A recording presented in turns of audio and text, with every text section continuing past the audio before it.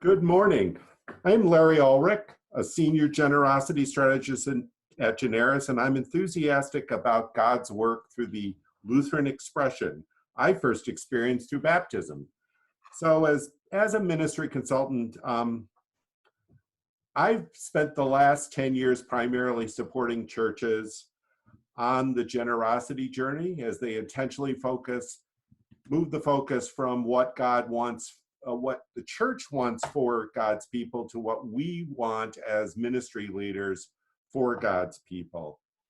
And this particular webinar today is an outgrowth of a discussion another colleague and I had with members of the North American Mission Endeavor Network of the Lutheran Church Missouri Synod, 3 weeks ago today.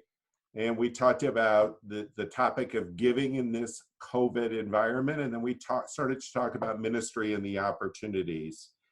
And through that conversation, we've launched this webinar today, co-hosted by the two groups.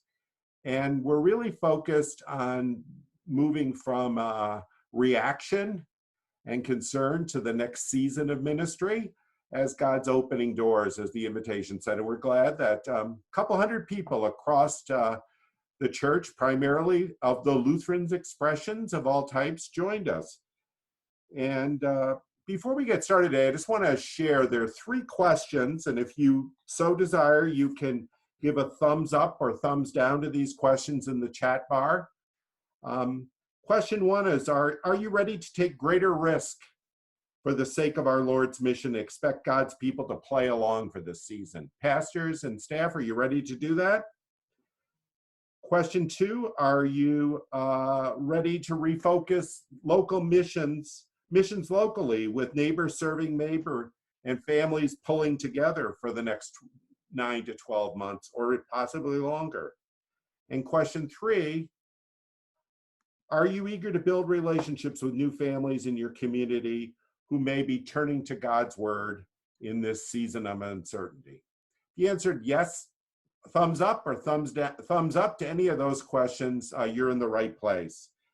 And next, I'd like to sort of introduce my co-host and the chairman of NAME Network, Yared Halchi, who is a facilitator for mission engagement in the Southeastern District of the Lutheran Church Missouri Synod, who's going to introduce the panelists from NAME who are going to be interacting today on your behalf, asking questions with our presenters. Yared?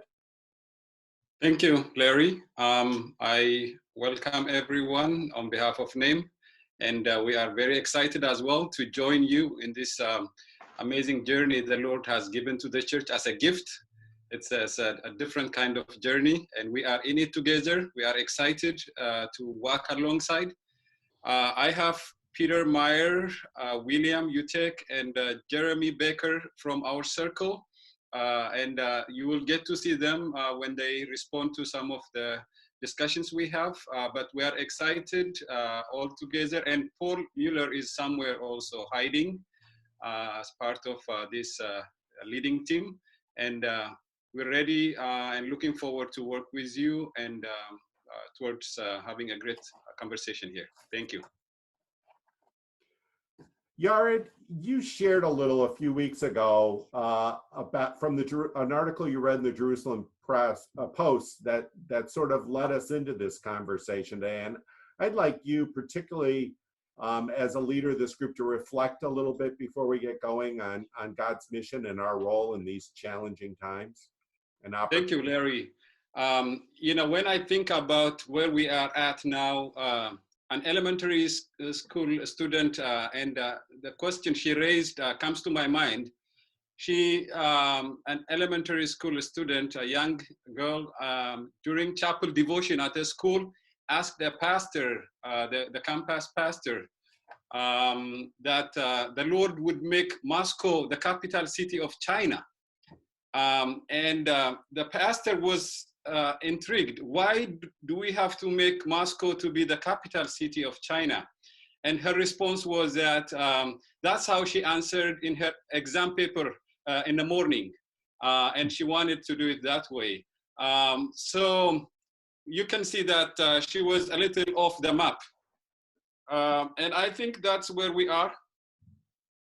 That's where we are as a church. And but Abraham wasn't really wasn't having that kind of problem. He followed the Lord, even though he doesn't know, where this journey takes him. By faith, he followed what the Lord has given to him and his descendants. And the Lord stayed with Abraham all along the journey. It's amazing that the Lord stayed with his people during isolation time. He's with us. He's not having some good time, by himself. He stays with his people, his church. And that's a great comfort for us. And he prepares a place, a city for those who believe in him. We don't know that city yet now. I came to the US looking for a better life, of course. And now the US also have its own problem as part of the global community. There is no place, there is no city that provides, lasting stability, only the kingdom of God. And the Lord has prepared that city, that landing ground for the church. We don't know what it looks like after this epidemic, but we know that the Lord has prepared a place for us, for the church, for all of us to be. So we need to follow Abraham's example, just, going by faith, moving and cruising by faith. And some of the things that really amazed me in what the Lord is building for the church. He has already built it for us. He has prepared a place even before our plan. He has that city for us, that place of dwelling for us. And this Jerusalem Post, which I shared a few weeks back, talks about some good numbers when it comes to what the Lord is doing in this part of the world. And let me just mention some of them. 44% of Americans are saying that this global epidemic is a wake-up call. So that's a good number. 44% of the population in America turning their face towards God. And also 22% are seriously engaging in sermon, online teachings, biblical, theological conversation. The Lord is getting, I think, increasing number of ears for him to speak to the heart of his people, which is great. And some of these worst moments in history are proven to be the best times for evangelistic purpose, for evangelistic mission. And I think evangelism is exciting with this. Of course, the suffering of people is painful, but the Lord has his way through all these experiences we face. And number of young people and ethnic minorities in this country are flooding into the bosom of the Lord, and they are seeking divine guidance. I don't think we'll be able to get those attention, even though we preach ardently for 10 years. The result that is coming as a result of what's happening around is amazing. And as missionaries, please let us be encouraged and utilize this moment for God's mission and the expansion of his kingdom and multiplication of, every living room has become a church, a chapel. Who would do that? In our district, we plan this to happen maybe in the next 5 years, 50 household churches. That is already fully fulfilled. And actually, the Lord, the Holy Spirit exceeded our imagination, our expectation by and far and large. So it's an exciting journey as we mourn with the loss and with some of the challenge. Please be excited. The Lord is at work, and I am very happy to be with you guys. And that's word of encouragement from me on behalf of NAME. Thank you, Larry. I'm back to you now. God bless you, Yard. I knew Yard would set the tone right for today.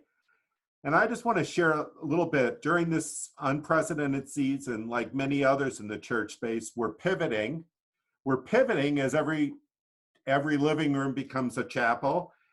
And we're figuring out how to resource and support churches consistent with our core value at Generis. And I think the core value we share of the local church first, that I know we share with this name group that I've known and been a part of for 15 plus years. I've gotten to know, and that's how we're headed in this direction. But this past Sunday, I wanted to share, I was struck by, as I sat in my own living room, in my chapel, my own pastor based his message on God's word from the Old Testament Sunday, recorded in the 29th chapter of Jeremiah, relative to the promise given to his chosen people. And I'm just going to read a couple verses. For thus says the Lord, when 70 years are completed for Babylon, I will visit with you, and I will fulfill to you my promise and bring you back to the place. For I know the plans I have for you, a familiar verse to all of us, declares the Lord's plans for welfare and not for evil, to give a future and a hope. And those words bring us hope as God's people in this era. And I was particularly struck by a reflection my pastor said at the end of his sermon. As we journey in the weeks and months ahead. There's a vacuum of darkness ready to be filled by bright, shining churches. And to me, that really struck that churches that shine bright in this period with hope are here to fill the space. That, and when much you hear is not positive and the outlook, and it's really our role to encourage you today on whatever that looks like in your context. So that's precisely why we're here. God is opening doors. Yared referred to the doors being opened. The Southeastern has had that vision, neighborhood, for a long time, and God's moving that forward in his own, through the Holy Spirit. And I'm gonna, we sent out a resource to you ahead of time, and three of the authors of that are the speakers we're gonna have today, and I'm gonna introduce in order. And they're going to spend some time unpacking the parts that they contributed to that book. Throughout, and Christy, thanks to Christy in the chat bar, has already reminded us, you can post your questions, and there's in the Q&A session, and we'll be responding appropriately to those as we move forward. If you don't get your questions answered at the end, we'll tell you how to connect further going forward. And right now, I want to take the time to turn it over to our first presenter, Dave Travis. Dave has a wealth of experience from pastoral ministry to business. He has worked as a pastor as well as consulted with many major churches and different contexts. He had the privilege of leading learning from esteemed mentors, and then leading Leadership Network, an organization of some of the most large church pastors in the United States, for a number of years. And now on the Generis team the last couple of years, he's focusing his energies on working with pastors and their leadership in a more consultative way. Dave, I'm going to ask you a question and then let you go. In the ebook that we distributed, you wrote about being this great improvisation season for the church. You talked about improv, and can you unpack that for us for a little while? And as you do that, Peter Meyer from NAME will interact with you. So God's blessings, Dave. Thanks. Great. Thank you, Larry. It's good to be with all of you today. So I did write in the little booklet, The Great Improvisation, and I hope that all of you got it and read at least one chapter, and that was mine. But I hope you read two chapters maybe, because we do have a couple other writers on there today. But I wrote the chapter on the Great Improvisation and then also added 60 great ideas. There's several great things you can do there. Some years back, Leadership Network hosted a conference that we called Camp Improv, and it was based upon the principles of improvisation comedy. That was just a way to give a theme to the conference. And so I took a master class in improv comedy, and I was terrible. But the thing you learn in improv comedy are some basic guidelines that you follow. One of those guidelines is kind of work with what's set before you. And as someone announces a situation, you kind of use that to blend into a story you like to tell. And so I think I called this season The Great Improvisation because everyone had to improv something in the last 6 weeks. The other thing you learn in improv is to work with your team. And so you pitch things to the next player and you set them up to be successful. And I think we're learning to lean into our teams here. And then you focus on a life story. I think this is one of the great opportunities we have right now, not just to say broadcast a message or a sermon, but to interview people within our congregations and say, you know, tell us your testimony with Jesus. How has Jesus impacted your life? What does your faith mean to you? And accessing these lay testimonies, I think, is one of the great things I've seen churches doing that relates the gospel in real and meaningful ways. You know, I'm not an ordained pastor. I'm a Baptist deacon. I served as a pastor several times when I was a denominational official, but I've learned that there's very much power in the lay people that we have in our churches to communicate the gospel. The other thing I did talk about in that Great Improv chapter was the big shift that we've seen in the last few years, but really has come to the fore here in this season. That is the move, what I called from platform to personal, platform to pastoral, excuse me. And so that's the desire to shift our ministry away from platform thinking, what goes on the weekend, to pastor. People are looking for a pastor. My colleague, Jeff Surratt at Generis, when talking about the first few weeks we had kind of online and broadcast worship, the thing that a lot of people moved to was the fact that people wanted to see their pastor. They wanted to connect with their pastor, not someone else's pastor. I had several clients who set up essentially coffee breaks with the pastor. It's also in the Great Improv book. You'll find that in the Ideas chapter. And they said, look, if you want to have a coffee break with the pastor for 15 minutes, all our pastors are going to be available. Just sign up for a time. Every time they announce that, within 2 hours, they kind of essentially fill up all those coffee break times. People want to connect with a pastor. They want to tell them how they're doing. They want to pray with them. They want to know how their church is doing. They want to know how God's people are doing. The other thing I mentioned in the book is the move from consumer to collaborator.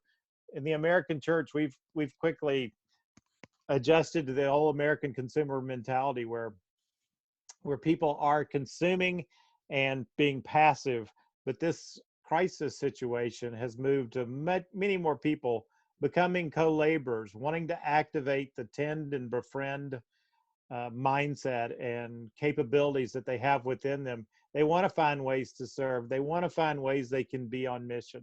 One of my client churches has a daily mission programs going right now where they've given a list of things, and each day they add one and they say, be on daily mission at least 5 days this week and choose one of the things that we have here to serve your neighbors and your friends. And so that leads to my last thing that I'll focus on that was in the book, and that's the way to envision our ministries in the coming future and how they need to be empowering, lightweight, flexible, and mobile. Empowered means whatever ministry we're designing over the next year needs to empower our people to be in ministry, not to focus on our pastors. They need to be lightweight enough, meaning they need to be resource light in that we can do these with very little money or very little resources other than our volunteer time and power. They need to be flexible and that we can shift the format in which we're delivering them. So my next resource that we are releasing, and it's not going to be released until next week, and unfortunately I can't provide it for you, but I know Larry is going to be able to get it to you after this is over. It's going to be called Beyond, and it focuses on what I think is 5, 4, and 3. There's going to be 5 seasons we need to plan for: June, July, August to December, and then January to June for next year, and then post-June.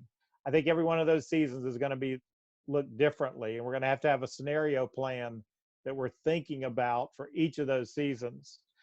The next thing there's going to be 4 kind of virus kind of capacities or virus situations that we'll have to adjust to. Here in Georgia, where you can get your hair cut, your nails done, your tattoo, and then go to the bowling alley, we can do that now in Georgia. However, they're still encouraging social distancing and groups no larger than 10 at a time for restaurants and other gathering spots.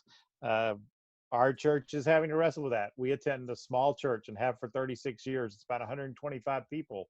However, most of the people are over 70 years old. We have to have hard decisions and hard conversations about what our church will be doing for the summer season as we wrestle with those who are vulnerable. And those of us who want to be there, but also want to protect those who are vulnerable.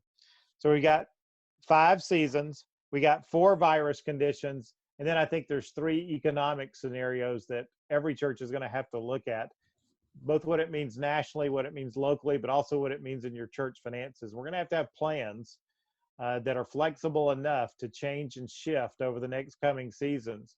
We might as well begin planning those things now and drawing up various scenarios. We need to decide what our focus ministries and how we're going to deliver them. We need to decide what our staffing, including our volunteer teams, look like. And we also need to adjust to our finances. And that's something Larry, I know, can help you with, to think through of how are we going to communicate our message? How are we going to communicate our needs? But also, how are we going to lean into those who can to help provide for our needs?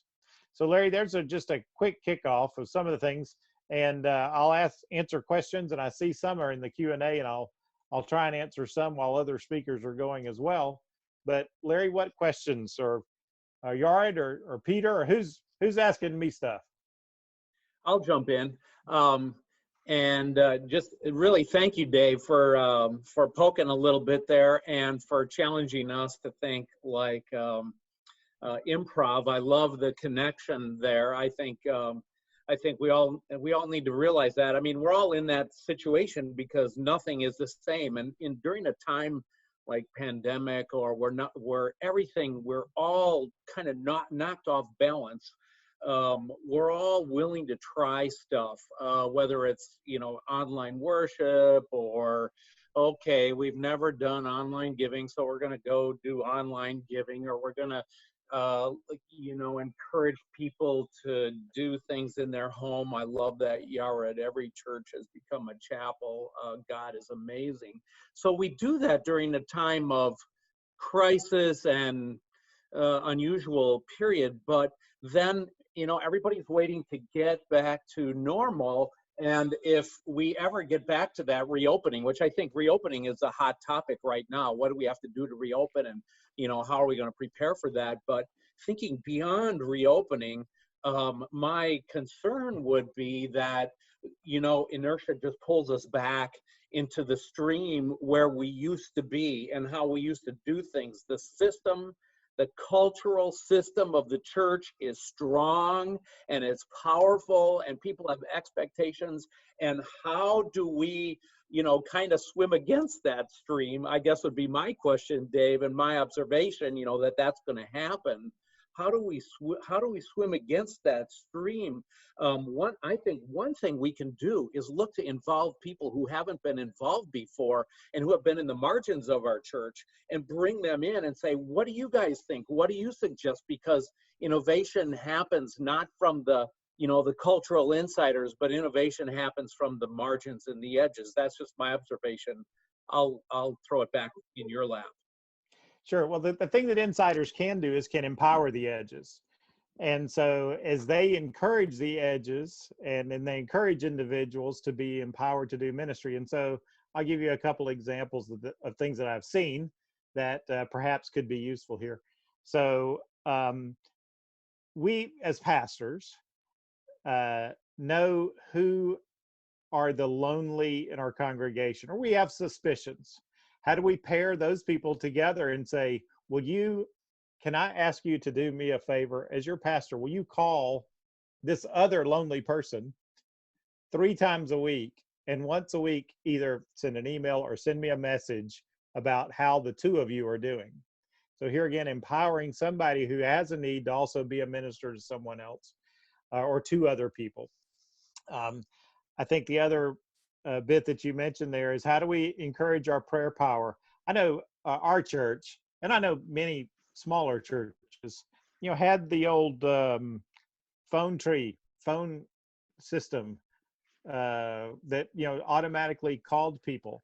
I know many churches still have that, like ours, like my church still has one. That we only usually utilized it if there was a sudden death and we wanted to get word out about a funeral. But now we can send that out to say, here's the prayer list for the week. Wow. Please be in prayer for these things. How can you help serve these needs? Please let us know how we can serve with you. The same thing can be done electronically, of course, or you can, our church, small church again, we have found in our prayer meeting, which, here I'm a Southern Baptist, just to lay my cards on the table here. We have Wednesday night prayer meeting. At our church, that was usually about 25 people. Now it's about 250 every week because it's being done on Facebook Live.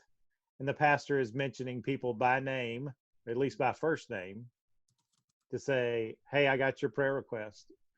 I'm praying for you. And then we're having our small groups, Sunday school class and things like that, also meeting electronically or with a conference call. So here again, we're building this culture of listening to one another, serving one another.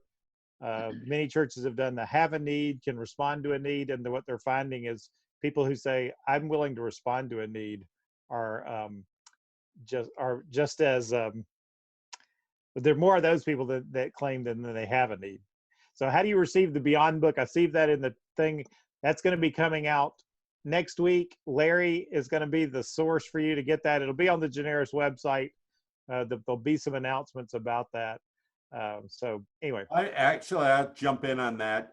Everyone who's on this, who registered, will get a link to download it next week. You'll get a link tomorrow to the recording. If you had struggled finding or can't locate the Great Improvisation, which we're talking about today, which is the earlier resource, you will also have an opportunity in the follow-up to connect with me tomorrow. There'll be a link to me directly with a photo. Click on that and just let me know. I've already communicated and got one email, but you don't have to even find my email, which was in the original one. You'll be able to click on the follow-up tomorrow. I would like you to talk a little bit. You talked a little bit about member-to-member connection, and I'm just going to affirm what you just said, Dave, but share a real-life story from a LCMS church I've talked to. They've actually had more volunteers than, quote, they were looking at it who to help within their congregation, and they had more volunteers than people, and we challenged them, well, why aren't you looking beyond? And there is something about the membership mindset in, and I think it's in all Lutheran traditions. It's not in, I work in all of them, but something about reaching beyond the community that is not natural for people. And you folks that are on this call have to not presume they understand that. It's been my experience. They don't feel empowered, and I think it's just empowering them to do that a lot more than I hear frustration. How do we get them to do it? And I think it's more intentionality and empowering them more than anything. My church pastor gets up 3 times during Sunday morning now digitally and encourages you to share the worship stream and tells them how to do it on Facebook Live. Some people consider that commercialization, I know. But the reality is we had worshipers from 11 states a week ago, according to our analytics at our church in the Chicago area. And that happens through that sort of means. So that's just a kind of my perspective on that question about seeking member-to-member connection, waiting for clergy. Is clergy needs to invite them, I think. Yeah, if you've seen the Tonight Show lately, Confession, you'll see Jimmy Fallon, who holds up to the screen, a piece of paper that says, here's how to contact this, written by his kids. We have to make it that simple for people. Here's how to invite a friend to help watch with you on Facebook. Here's how to invite someone to pray with you. Just simple sentences, simple permission, simple directions like that really help. I think it's time for our next guest, though, Larry, and I'm talking too much. Actually, we're on schedule, and I was actually gonna just transition in a minute. Oh, sorry. Brian Jones, another one of our teammates, is a former pastor of mission in a mainline denomination in the Twin Cities in Lutheran territory, but not a Lutheran, unabashedly not a Lutheran, which is okay. But I have more recently, Brian founded Inno Studios, where he had the incredible opportunity to pioneer a church mission model called, in the Minneapolis business newspaper, Shark Tank for Churches. He joined Generis, since Dave has. I don't remember when, because Dave's the one that introduced me to Brian, I remember. And he's helping churches reinvigorate their mission focus and re-engage their congregations to help revitalize through successful funding and launching of social ventures up to 21. William Utek, a fellow Minnesotan who doesn't live very far from Brian's, going to respond a little bit. I invited Brian in. Brian's actually been on 2 video chats with pastors with me since Dave introduced us that have been really powerful in zeroing in on this one-on-one. So it really made sense to include Brian today. And in that, in his chapter in the book, Brian, you suggested churches to keep our church's missions as local as possible in this time. Lutherans have a rich tradition in global missions, and sometimes the counter of that in terms of local missions. Can you unpack that for us a little, Brian? Sure. Yeah, absolutely. And what's interesting is a lot of my stuff dovetails with what Dave just talked about. It's almost like we're colleagues. And so in just a short sentence, what I mean by that is moving our missions, and by missions I mean the things that we do to, for, and among people for the sake of Christ, is transitioning our missions to a relational model, from a transactional model to a relational model. And so much of church missions right now is a transactional model. And church mission budgets, which will probably change as a result of all this, but they're typically the 3rd largest category after personnel and building. Churches, God bless us, we're giving away, we want to support people. And a lot of times that involves writing checks, or even some of our short-term mission trips are transactional as well. It's like, hey, we take this suitcase full of stuff, right? And we pass it along. And so moving missions from that transactional model to a relational model, I think is where we are now. And I think it's also where we need to be. The phrase, it's cliche now, teach a person to fish and they'll eat for a day, and then or give a person a fish and they'll eat for a day, but teach a person to fish and they'll never go hungry again. Right now, in a crisis mode, we need to give people fish. There are a lot of people that are suffering, hurting. They need to eat, and even in the midst of that, a relational model is so good, in that that person, their needs. Their history, you have some type of relationship with them so that you can help make sense of that.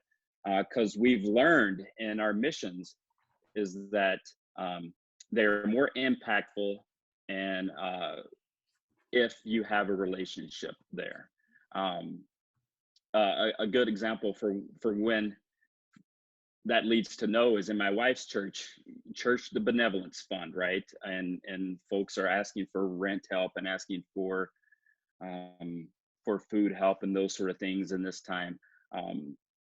There was a person that they had asked, to make a long story short, several times before, and this person's parents had actually cut them off because they were so bad with money. And so because of that relationship, because of knowing that person could go in and be like, hey, the answer is no on this money, but you are in relationship with us. We're going to support you. Here's how we're going to help you long term to get you out of this kind of financial. This is just a symptom that was sparked because of this crisis, but this was a long-term thing with you, and we're going to walk with you relationally to help get you out of that thing, out of this situation. And so when I talk about doing it locally, so many of the things that Dave said is the phone trees. My wife it was just so fortuitous for such a time as this. She was working on essentially replicating herself in terms of pastoral care and having a team of lay people. And she had worked on that just a couple of weeks before all of this. And so she was able to just turn that key and unleash that team of people to do pastoral care and to call and to, as Dave said, kind of work that phone tree. And in the midst of that, they got to hear the stories, hear the precise needs, and we're able to help people relationally. And so move from a transactional mission model to a relational mission model.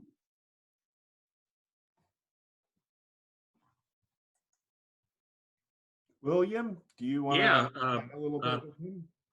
Brian, I can't thank you enough for what you wrote in the Great Improvisation. Actually, I'm kind of impressed. At a time in a place where I thought that mission advocates like us had gotten the most mileage as we possibly could have out of the starfish on the beach story and give a man a fish line. I thought we'd wrung as much out of that as we possibly could, but here you come along and you breathe new life into that, and you teach us this new missional, three-step missional waltz of relief, restoration, and development. And I was really impressed that you're kind of meeting us where we are. I mean, now is the time for providing relief. And right. Actually, we're doing that in a more decentralized way now than at least in our Lutheran circles we have in a long time. I was listening to another webinar with Ed Stetzer, who was talking about how for the past 25 years he'd been reading and teaching and preaching and cajoling the church to get out of the building, and it didn't work for 25 years. And now in 3 weeks, God's been able to do that.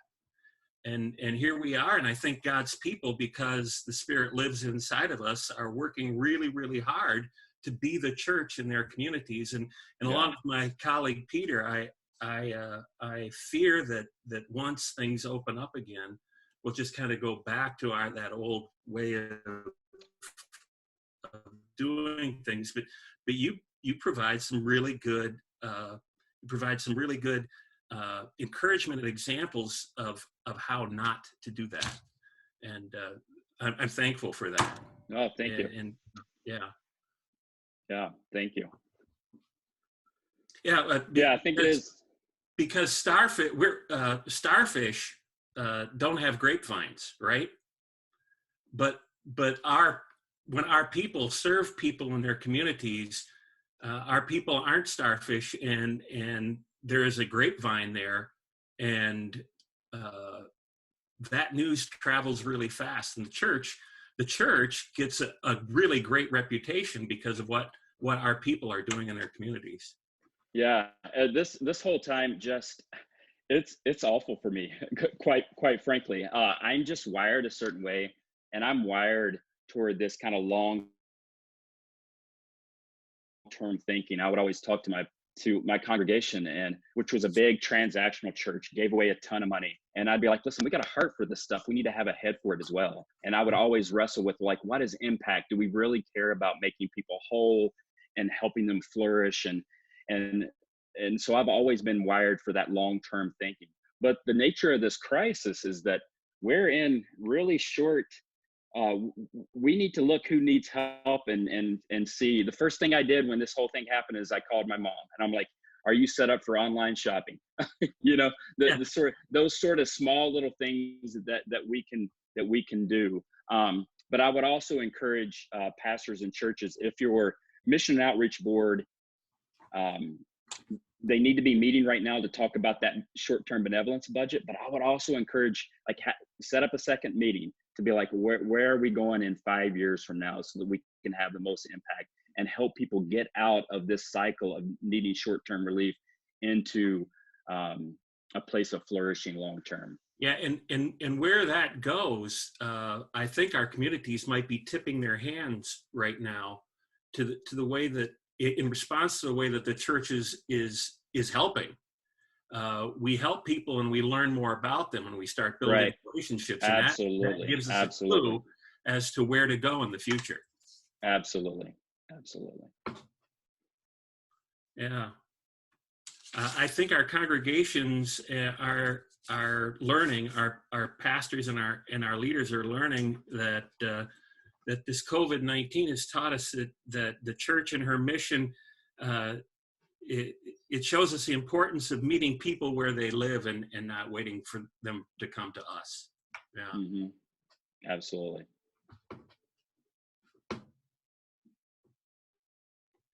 Oh, Larry is muted and he's talking to Larry's us. muted and he's wondering where this is all going. Sorry, I muted There he is. We all make errors. That's we're improving. Roger Ellis opened a question about international students being ill-clothed and those opportunities and campus ministries. And I just wonder if you want to talk about that in the context of the local mission, Brian, a little bit. Yeah. So what we do with our international friends? Yep. That's the question. That's pretty much, if you yeah. see it in the, if you look, local colleges have ill-clothed for the environment and give local churches an opportunity to do campus ministry by reaching out to these special needs students and get an entree into greater relationships with the school as well. And just talk about that a little, about examples in terms of those sorts of needs-based things. Yeah, I to be clear, I never want to suggest that we shouldn't have an eye to the world when I say local, but and I don't mean this disparagingly, but you'll know churches in their statement for missions is healing the entire world with God's love, and I'm like, man, that sounds. Really, the entire world? That sounds super aspirational. That's a big, bold statement, but let's focus. And so I say that to be, I fully hope that churches have some sort of international focus. And even in the midst of that, I would say to try to be as relational as possible, as opposed to transactional. When malls and Russ destroy kind of the stuff that we send them, are they going to be set up to flourish? And so by those transactional models of where we send stuff, we need to think of models in a relational way by listening to them and their needs, understanding their context, and working toward long-term models so that they can flourish in a self-sustaining manner.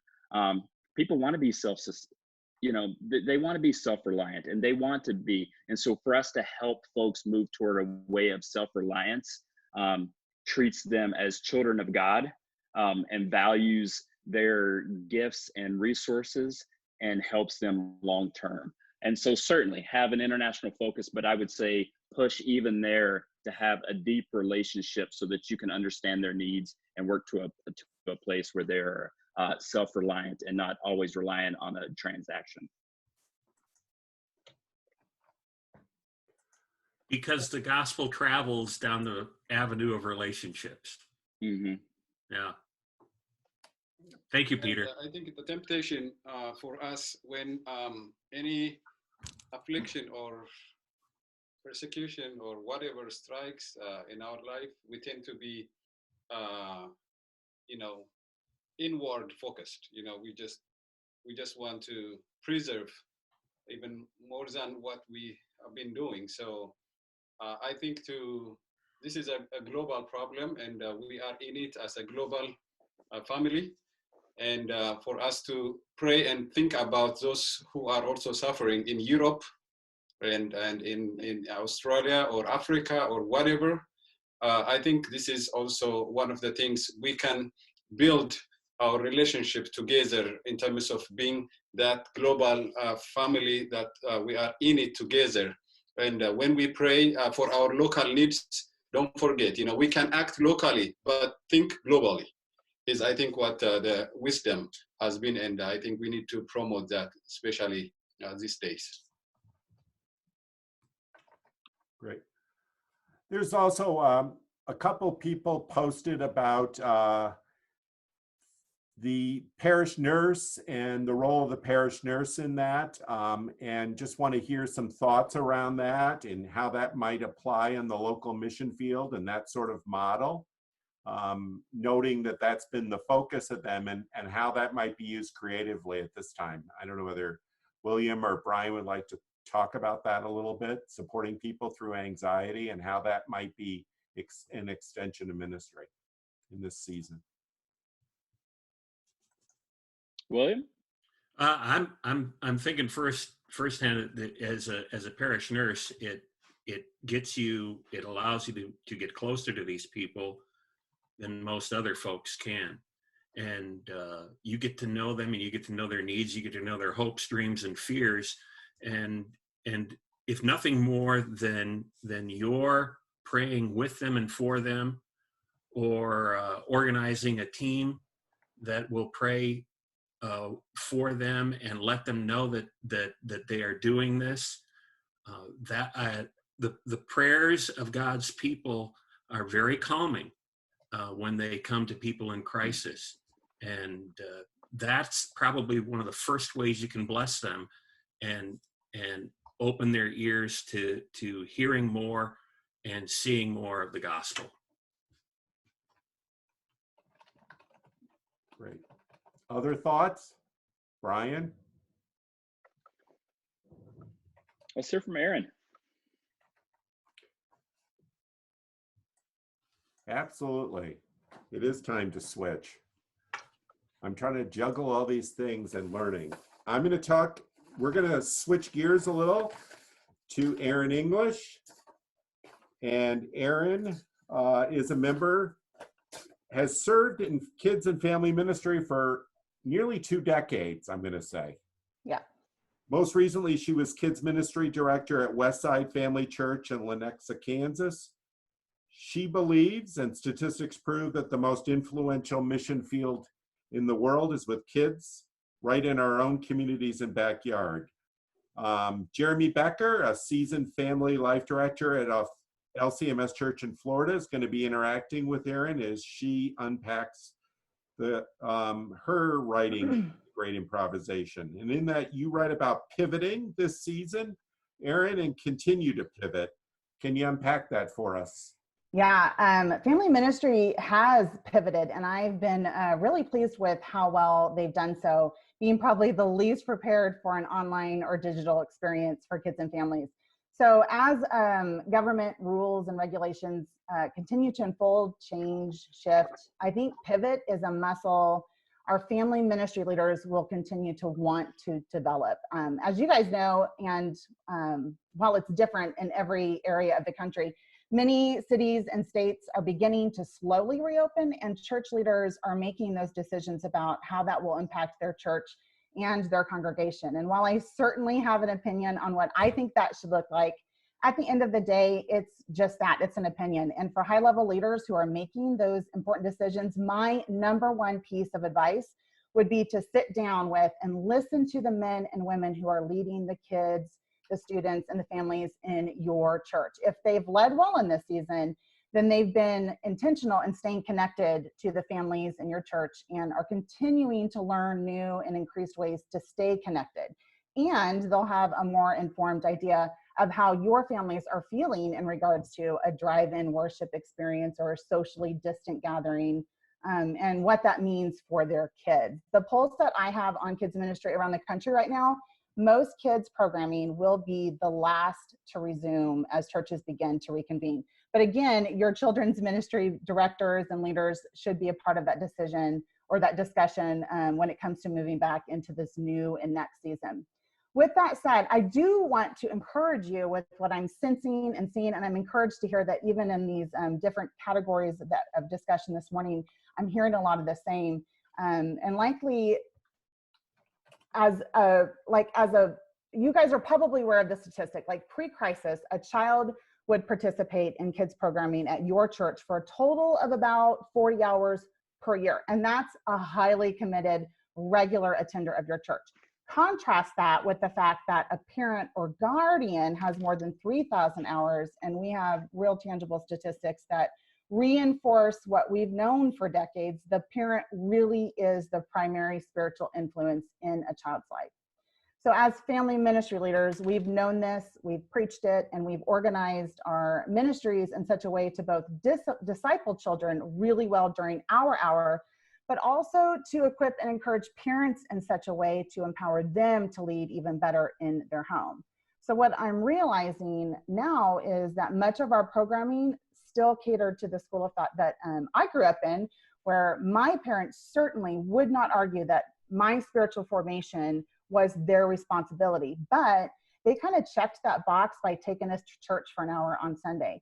And my sense is that was still the case for many of our families pre-crisis who were busier than ever. So this is kind of the lens through which I looked for my contribution for the Great Improvisation. So before COVID or before the crisis, programming for kids was always at the church, and church was somewhere we went more than who we were, although we did rail against that as leaders. And despite the take-home devotions, activity sheets, coloring sheets, going to church for all intents and purposes continued to be the primary way that we disciple kids. And none of that is bad, was bad, but the disruption of church as we know it does now have many of us asking, is there a better way?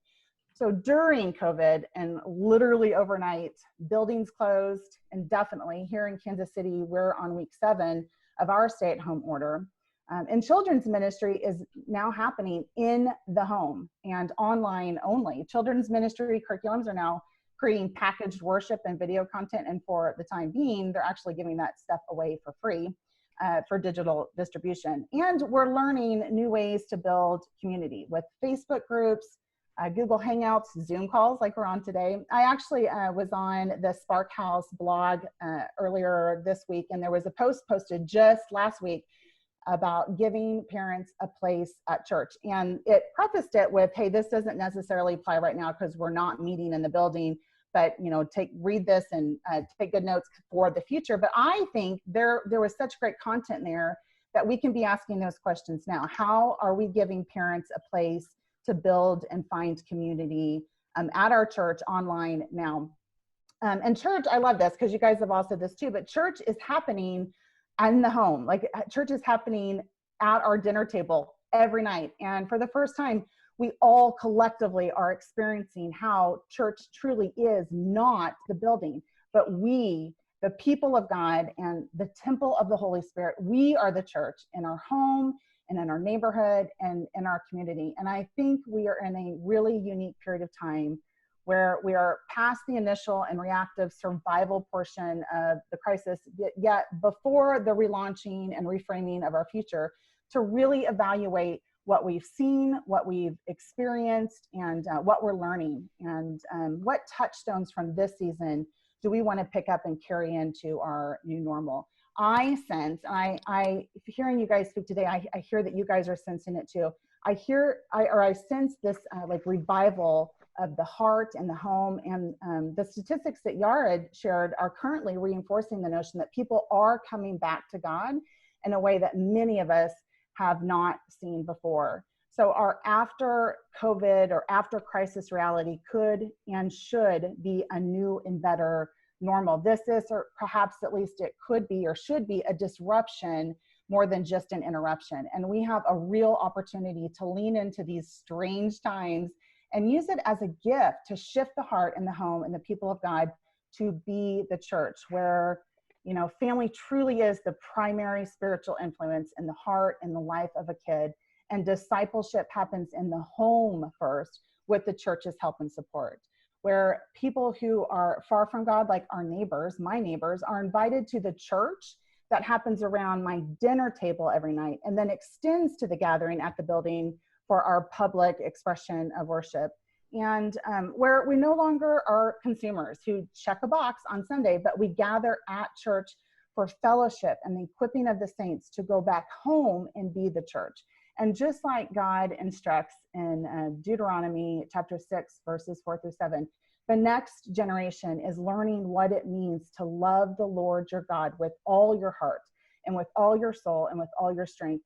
And they're doing it as they sit at home and as they walk along the road when they lie down and when they get up. And like I said earlier, I sense a revival and a renewal in the heart, in the home, in the church, and in the people of God in a way I haven't seen in my lifetime. And we have such a unique opportunity to join God as he uses his people to steward this unprecedented time well for our good and for his glory. That's awesome, Aaron. I really appreciate all the stuff that you shared in there, both today and in your chapter, thinking about how we as youth and family people, I know for you and for me and for others, it's been a 2-decade struggle of trying to help parents understand that they are the faith teachers, and that dropping their kids off to the youth guy or gal or the children's minister or confirmation class with a pastor doesn't get them off the hook for teaching faith. Man, our society has allowed parents to outsource everything. And even as a church, shame on us, we have allowed them to outsource faith. And I think that this is pushing us to a point where it can't happen right now. And man, if we allow it to go back to that without taking steps that we've been forced to take, we're missing something.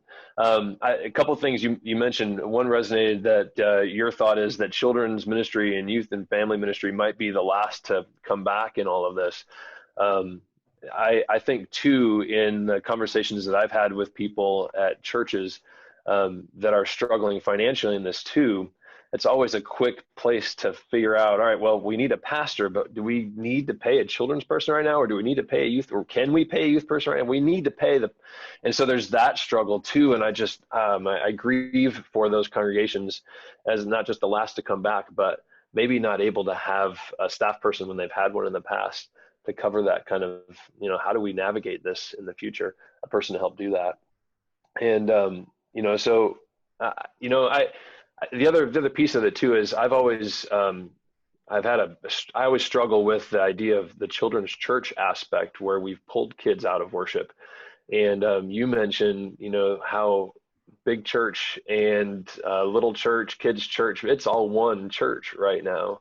Right. How cool is it that our kids are learning really what it means to be church, to worshiping, even though it's different completely, right? Yeah. In our living rooms. How cool it is to be able to have them, worshiping together, learning what it means to be in worship. I just talked with a family in our congregation who they've struggled over the last few years about coming to church, because we don't offer kids church. And so if they're coming to church, they're coming with their kids, and they're at an age where they're a little loud and disruptive, and that's okay. At our church, we embrace that and say that's part of the sounds of worship. But they still feel guilty about that. And they expressed to me, we are loving this right now, because if they make noise in our living room, we're cool with that. And we can kind of say, hey, this is what we're doing right now in worship. Here's what pastor's talking about. Here's what did you just hear that song? Or let's sing this together.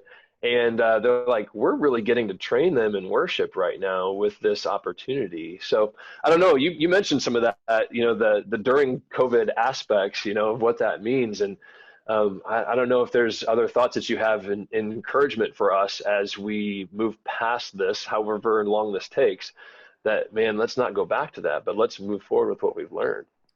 Yeah, you made a lot of good points too. The one that kind of resonates with me, or that I've been thinking about as you've been speaking, is about the children's pastor, and do we need a children's pastor right now? I'm a little biased, and I think Larry even introduced me that way, as far as kids being the most influential mission field in the world. I do believe that because most people make a decision for Jesus before they're 12 years old. And I think it's like 32% of people have an opportunity to make a decision for Jesus before they're 12 years old. And then in teenage years, it drops down to 4%. And as adults, it comes up to 6%. So statistically, even the biggest and most influential mission field we have in the world is with children. And I think right now, I think the best thing a church can be doing is keeping their families engaged and connected. And I think you need somebody I don't know that it can be the pastor of the church. he's got a lot of other things to shepherd right now. I think there needs to be someone whose number one job and priority is staying connected to and engaging with families specifically, and equipping them to engage their kids at home in their new church. But you made a lot of good points, though. That was really good. Well, influenced by what I read with your chapter, obviously. So it's good stuff. Well, I could tell just having earlier conversations with you that we think a lot alike.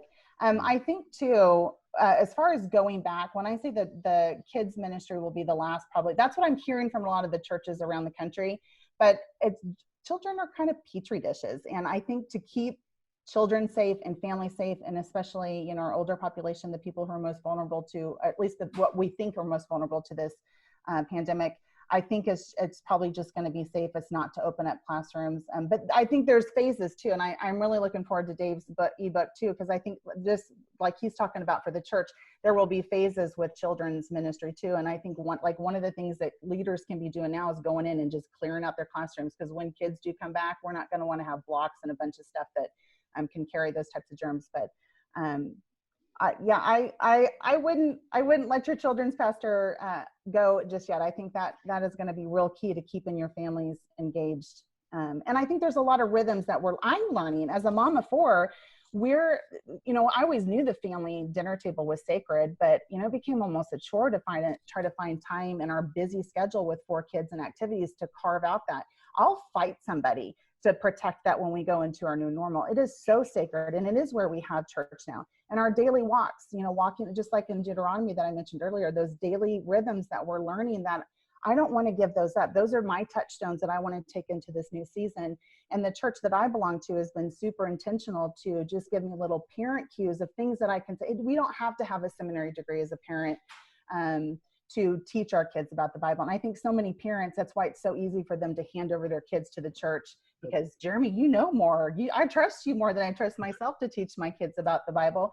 So it's reinforcing that with the parents that you don't have to, really, it's just you love the Lord with all your heart, soul, and strength, and then impress it on your children and do it while you're on your family walk or around the dinner table, just during those natural rhythms. So our church is being super intentional about just giving us resources, or in those Facebook groups, or Zoom chats or Google Hangouts, just giving us small little nuggets of things, simple things that we can do that will reinforce what we believe with our kids during these natural rhythms that everybody around the globe is starting to learn, these new rhythms, these new healthy rhythms where they can teach their kids about Jesus. Yeah, I love that. Keeping it simple. I mean, we don't need to make it too difficult. Yeah. Simple conversations, simple relationships building. Don't have to create some massive, crazy program. No. Start with the relationships and building those. It's huge. Awesome. Yep. Thanks, Aaron.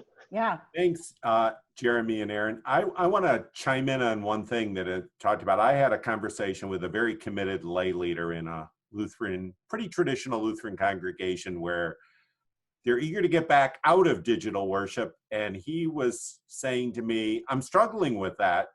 It's new for us. And quite frankly, we're got active teenagers. We weren't regular in worship, and we're now regular in worship because we can make it happen. And we're having the conversations in my living room, and it's not us running in, trying to get there at exactly the moment that worship's available. It's on demand. And he said, I'm pretty traditionalist, and I thought I needed to be in the building, but it's in the chapel, as Yared referred to, in my home. And the tension of that, someone had asked the questions, their pastor's eager to get back to digital worship or get out of digital worship. And the reality is we've become multi-site churches that can reach across the world. And just what's that mean for busy families? I guess I'd like to hear you two kind of talk to that a little. We're not fighting on the way to church anymore. That's a plus for our family. Nobody's losing their faith on the way to church. So that's been big. But we get to do it when it's convenient for us, and sometimes we're in our pajamas, and so it's been good for us too. I'm not hating this. It's hard when somebody asks, how are you doing, or how is the pandemic going for you? It's such a mixed bag, because there are people who are suffering, and people who are sick, and people who have lost loved ones, whether it's because of COVID or just other circumstances, and it makes it very difficult. My best friend her mother is dying from cancer right now. So there is a lot of pain and hurt going on, but at the same time, like, I'm so thankful for this time and just the digital. I didn't think that. I went to a digital roundtable at a church in Edmond, Oklahoma. It was youth ministers from all over the country, and we were talking about digitally connecting and digital community. This was probably a year and a half ago, and the whole time I was like, there's no such, how do you have community online? It was just blowing my mind. And these youth ministers were actually, even though they're ministering to middle school and high school, they were looking at fifth grade students and looking to see how they're finding community. And I actually have a fifth grader, and he is finding community he plays online. I can't think of the name of it now. If you have a fifth grader, you know what I'm talking about. But he already had community with the kids in his class. He's been playing this game online for a year now, but also on YouTube. So that's where a lot of the youth pastors are looking as they raise up this next generation is YouTube. And I was like, I've never had community on YouTube. But I have a 20-year-old and an 18-year-old also, and they haven't missed a beat when it comes to community because they already had it established. And what I've experienced since is I'm experiencing community online. I'm part of a book club that meets once a week on Zoom, and I have my discipleship group that meets at 5 o'clock on Thursday mornings on Zoom. And it doesn't feel any different. And I look forward to being in the presence of those people again, but it doesn't feel less than. It really doesn't for me. I resonate with you on that too, Aaron. I keep saying I feel really bad for people who've been displaced, lost jobs, are in health crisis, because in many ways, I really love the time that I'm getting with my family, and I'm not spending just driving around every sort of thing that we do, but we're here and we're working on stuff. I've picked up a lot of video editing and service production that I usually don't do.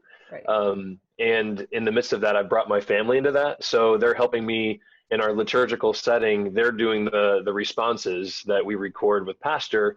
And so, they're helping me with worship from time to time, which has been fun. But we sit down, get up 15 minutes before church starts and join together in the living room together. And yeah, it's calm. It's awesome.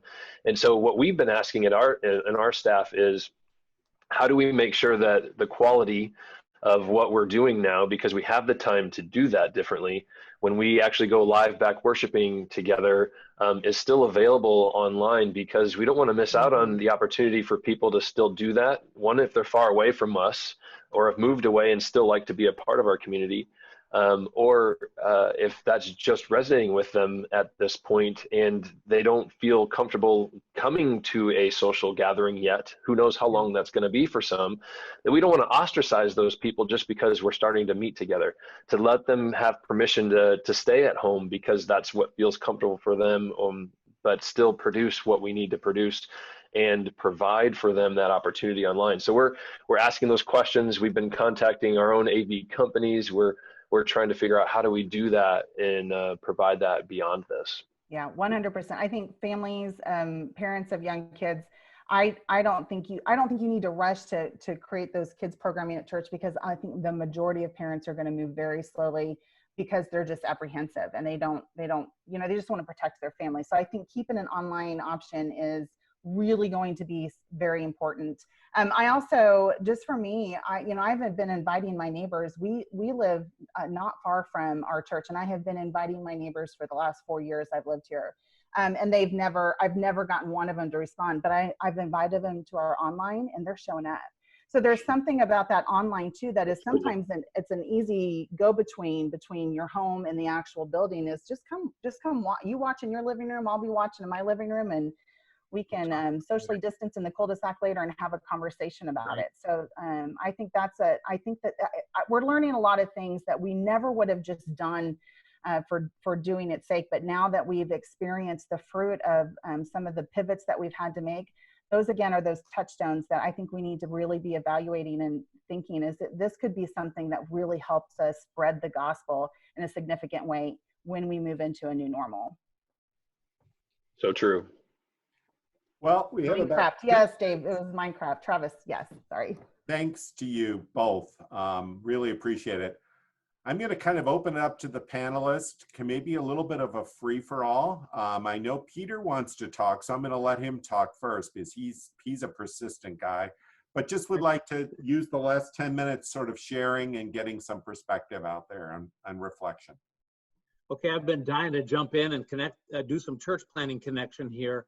I really think this last discussion, Aaron and Jeremy, and Lou Jander's question about small churches not being able to afford youth ministers, DCEs, what have you. I think this just really connects with the idea of church planting and house church planting and what we're doing in our own homes. You know, when we talk about church planting, it's all about getting to that Sunday worship thing. And especially us Lutherans, we want to rush right into worship, and we want to have the Sunday morning, thing. And God is showing us that we can do this differently. We really ought not to rush to worship as our first major goal. Our first major goal has to be discipleship. And Jeremy and Aaron, you just reminded us where that takes place. And you don't need a youth minister, although you do need a church planter or a pastor or some lay leader who's sold out to family discipleship and what that looks like and how we can do it and how we can find some materials and provide them. So I really want to say thank you to that. And I think this, church planting is not just some giant thing that takes millions of dollars to do. Church planting is just done in our homes and families and with our neighbors, and we can do this, but it begins with discipleship at home, parents and their kids and their families. That's where God does his work, first of all. So let's think of church planting. Let's think of doing it, starting in our homes and teaching our kids what it means to be discipled. Thanks. Thoughts from other panelists as we wrap in 5 minutes, actually 6 minutes. We have 6 minutes just before our sign-off time. I'll share some things at the end, but just want to hear from others. Anyone else that has any closing thoughts? Dave, I knew you would. No, so just to build on what Peter said, one of my colleagues, Jeff Surratt, colleague of Jeff, of Aaron and Brian and I, he's our guy that kind of helps with church planting coaching as well. And he says this is the best time ever to start a church because all you need is a laptop and a video camera and a Facebook connection. Because you can start building relationships, you can start having daily devotional times, you can have a discipleship class where you're nurturing new believers, and you can do that online. He's like, you don't need all the things we thought we needed to start a church, whether that's a house church or a formally more gathered church. And we're going to have to start thinking that way, because I do think that, at least in the evangelical tradition that I come from, we usually look at schools as places where we can start churches, and I don't think we're going to have that available to us come next fall in many of our communities. And so we're going to have to think more creatively. We're going to have to think about the restaurants that have been impacted that will say, hey, come use our restaurant for a Sunday gathering, and then through the week use our digital technologies as we're connecting with people and gathering people on a very regular basis, and not just a Sunday basis. So that's my quick comment, just to build on what Peter said. Yeah, I want to add to that too, because I hear this a lot from leaders in smaller churches, that they don't have the equipment to do the type of production that a large mega church is doing. And what I'm sensing from people around the globe right now is we don't want it fancy. We just want it authentic. We just want an authentic connection with another human being, and for somebody to tell us the truth about Jesus. Yeah, for the past 3 weeks, I've been spending time on the phone catching up with our pastors in our district, and the ones that I've been calling have been in rural small town areas. And these guys are not particularly tech savvy, nor do they have somebody in their congregation who's particularly tech savvy, but they've managed to get their Sunday morning worship service up and online, and then they see the number of people who are watching it is way higher than the number of people who would typically be there on a Sunday. Now, why would we want to back away from that? Where more people are hearing the gospel now than there were before. And I think God is teaching us something here. I think I think the ones that are sometimes are struggling most, and I'm going to observe, is sometimes pastors who realize how difficult it is to deliver the sermon different and need that energy. And those of us who aren't pastors need to encourage pastors that their effectiveness has been multiplied. Jeff Surratt said on another, whatever his name is, I know it's not, I just said it wrong, Jeff, from our team said every church is now multi-site and they have to view it that way. And whatever we can do to help them view it that way, those of us who are encouragers, and I would call many of you in the name network as those encouragers, they're mourning something, a loss that they have to recognize has actually been in some ways an obstacle to spreading the gospel beyond their congregations, that they've now been given to be missionaries in a way unlike ever before. My own pastor, he's texted me and he's depressed about it. And he says he gets it and he really doesn't. That this is the opportunity he's been looking for. He keeps talking about everybody discipling other people, and it's here. And I'm bold to say that, maybe. That's why I consult with churches, I guess. And some of my clients I notice have been in the chat, so they know my view on that. But, you know, it is every person and their role, and just encourage you to encourage others, particularly those of you who are influencers that are on this call, and there's a lot of them. That wraps, I think. Yared, you have any closing comments?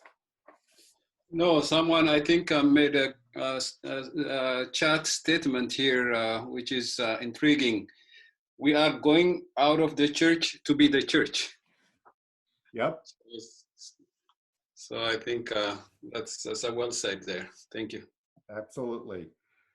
So to kind of thank everyone, let you know you're going to get a recording, God willing. I've done this right, and you'll get a recording of this to share tomorrow. You'll get links to connect with everyone that's the 9 people that have participated. We'll be able to connect with each of them directly via that email. And then next week, there'll be a follow-up email to everyone that registered, whether they attended live or just took the recording, to download the second book that Dave referenced. If you don't have the Great Improvisation, click on my the Connect with Larry Ulrich tomorrow, and I'll make sure you get it directly. I have it and can easily get it to you. A few people have already emailed me. And I'll put in the chat bar my email address again, but tomorrow you will get that email from us. So I want to thank people, and I hope it's been a blessing to many. And we'll wrap at exactly 12:15 as promised. So God's blessings to all of you.